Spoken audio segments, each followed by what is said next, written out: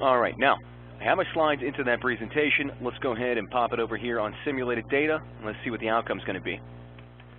So if we're running through this, if we use the money, and we invest it all into improved web-based education, how much do we believe that's going to obtain more clients? 1 for lowest and 5 for highest. Get the results, shut down the polling, it goes to the very next one. We want to use it to upgrade the IT infrastructure. How much is that going to help us obtain more clients? Goes to the next set. Improve web-based connection, or education, excuse me. How much is that going to increase revenue? And upgrade the IT infrastructure. How much is that going to increase the revenue?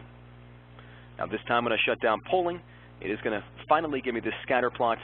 And since we are running this on the simulated data, it's giving us those bubbles, very, very small. But of course, this is going to correlate to the importance of what the audience felt if we ran it live. But if you take a look at this XY coordinate, more revenue is being represented on the horizontal axis. Obtain more clients is being represented on the vertical axis. So it appears, if I take a look at the vertical axis, that my group believes that if we use the money to upgrade the IT infrastructure, that will help us obtain more clients than using it to improve our web-based education. And just barely, if we use the money to upgrade the IT infrastructure, everyone believes that's going to increase revenue more than the obtain more clients as well. Excuse me, if I use it, yeah, I said that correctly. Okay, so this is what we have here with the ranking wizard, where we can rank multiple items, multiple different levels of criteria. Like I said, it's not a very popular feature, but of course I like to include it just in case there's anybody out here who definitely wants to use this. It gives them another option. You guys have any questions in terms of setting up or running this ranking wizard? No. No. Okay. Now I want to go ahead and change gears a little bit. I'm going to change gears and talk about session management. So to make this as practical as possible, you would not be accessing this session management within a presentation. You're just going to open up a blank turning point. Now, think about what the word session means. It means results. So this is results management. So this is what we're going to do with the result files. So we're going to open up TurningPoint, and to access this session management, I'm going to click on the Tools tab, and the second option down is indeed Session Management. Now I'm going to bring my cursor over top of Session Management. It gives me a drop-down menu on the right-hand side. And we're going to go from the bottom and work our way up to the top on this. So the first thing that we have down here is something called editing a session. Once again, think about what the word session means. It means results. So yes, we're going to edit results from here. So if I click on Edit a Session, it immediately wants us to go ahead and open up a session file. So basically, once again, we're going to go ahead and open up a result file. Pick a different one with more questions. There we go. And when I open up a session file, it's going to show me every question that I asked, and it will also show me every single answer choice. This was a session that I ran probably about 3 months ago. But by going through editing a session and right-clicking over top of a particular question, I'm going to get a drop-down menu that looks just like this. Now from the drop-down menu, I have 4 different options. Option number 1 is that I can change the question type to a demographic. So let's say I just learned about these demographics, but I've been running presentations now for months. And I go back through Edit a Session and I take a look at some of these questions within the presentation, and I really decided to myself that I would have loved to have been able to track demographics.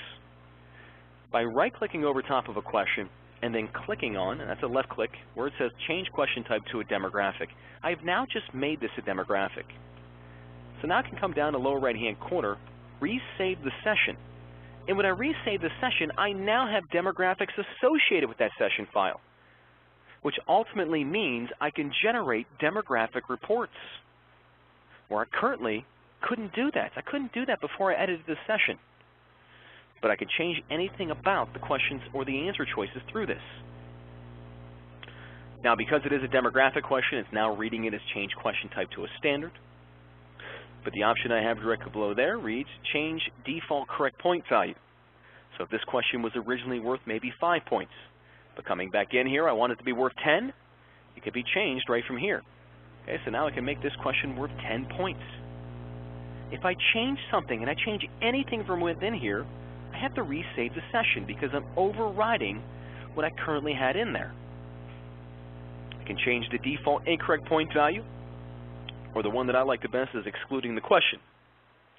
We've all been in this situation where we go back and we take a look at the questions and we determine they weren't very good questions. Or we can see the majority of our students got the question wrong. By excluding the question, it's now no longer going to keep it within the session file. It's no longer part of it.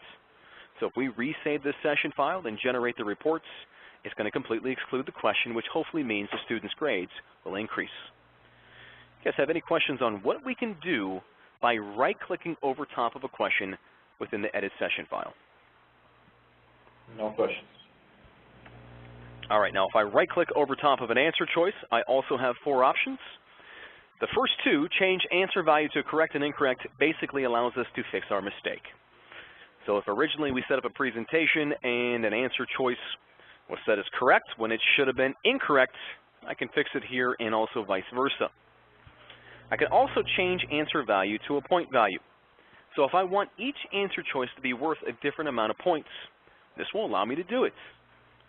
And also down here I have clear answer value, which means that this answer choice would not be worth any points. So no points gained or lost from getting it right or wrong. Basically, editing a session allows you to change anything about the questions, anything about the answer choices. The only thing it doesn't allow you to alter is how those students answered it.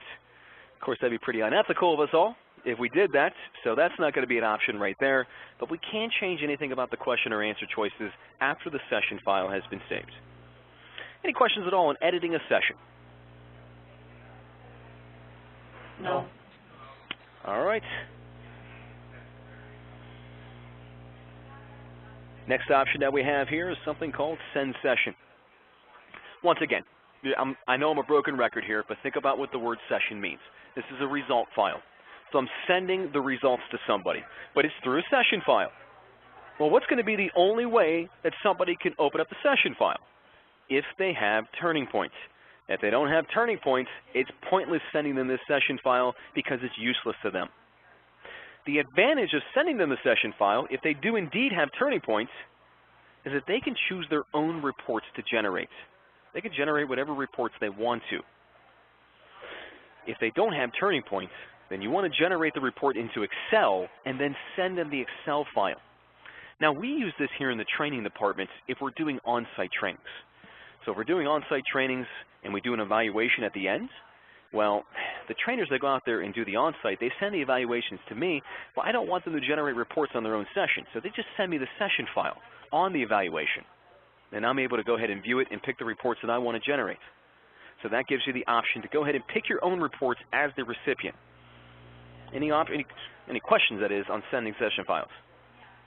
No. No.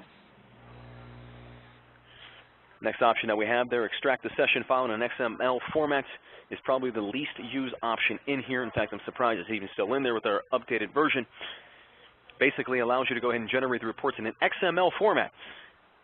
I've been working at the company now for almost 3 years, and I've only seen one person actually do this, but it is in there. If you use XML, it will allow you to go ahead and generate the reports in that format. Usually if you're doing some type of statistical program, you may need it in XML, and this will put it in there. Extract the PowerPoint presentation. Extracting the PowerPoint presentation allows you to identify the presentation by selecting the session file. So if you're like myself, you have a bunch of different session files that have been saved. I have way too many, and they're probably all from the same 3 presentations. Now, if I click on a session file, it's going to open up a screen, and it's going to tell me the exact file name. This is the PowerPoint that was used to gather these results. As long as the PowerPoint presentation is still on my computer, it's going to open it up and tell me what the file name is. So now at this time, I can go ahead and navigate and find the PowerPoint. It's just a nice little housekeeping tool, so I can keep track of which PowerPoints were used for particular session files. Now, if I no longer have the PowerPoint, such as maybe this one, it's going to tell me the PowerPoint presentation was not found in that session file. That means that I deleted it off my computer. So it's no longer even going to be searchable when I click on this through Extract PowerPoint Presentation. Any questions at all on extracting a PowerPoint presentation through that session management?